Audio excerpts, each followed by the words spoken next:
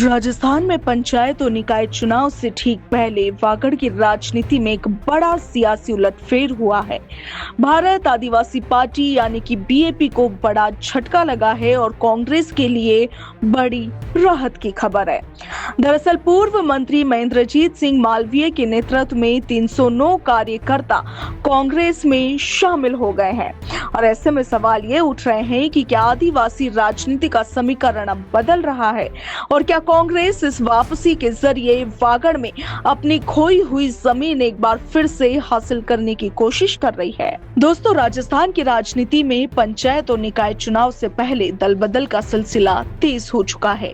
इस बीच वागड़ क्षेत्र से कांग्रेस के लिए राहत भरी खबर सामने आई है। पूर्व मंत्री महेंद्रजीत सिंह मालवीय भारत आदिवासी पार्टी यानी कि बीएपी से जुड़े 309 कार्यकर्ताओं के साथ आज पूर्व मुख्यमंत्री अशोक गहलोत के सिविल लाइंस स्थित आवास पर पहुंचे और गहलोत से मुलाकात के बाद आप देखिए कि इन तमाम कार्यकर्ताओं ने प्रदेश कांग्रेस कार्यालय पहुंचकर कांग्रेस की सदस्यता ग्रहण कर ली है।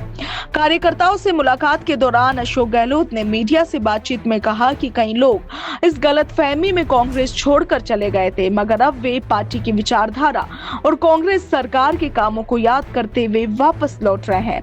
गहलोत ने अपने कार्यकाल में आदिवासी इलाकों में सिंचाई, शिक्षा, सड़क, एनीकट जैसे विकास कार्यों का जिक्र करते हुए ये दावा किया है कि कांग्रेस ने हमेशा आदिवासी समाज को प्राथमिकता दी है। अशोक गहलोत ने इस दौरान भारत आदिवासी पार्टी पर भी निशाना साधा।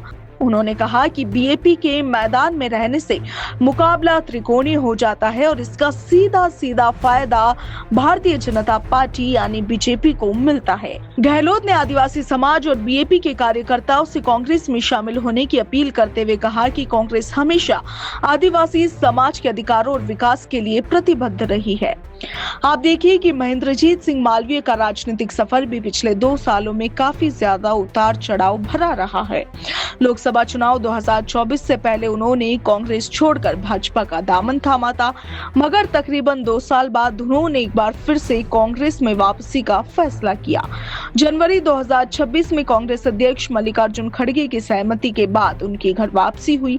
कांग्रेस में लौटने के बाद मालवीय ने कहा था कि भाजपा में उनका दम घुट रहा था और जिन उम्मीदों के साथ वे गए थे वे पूरी नहीं हो सकी।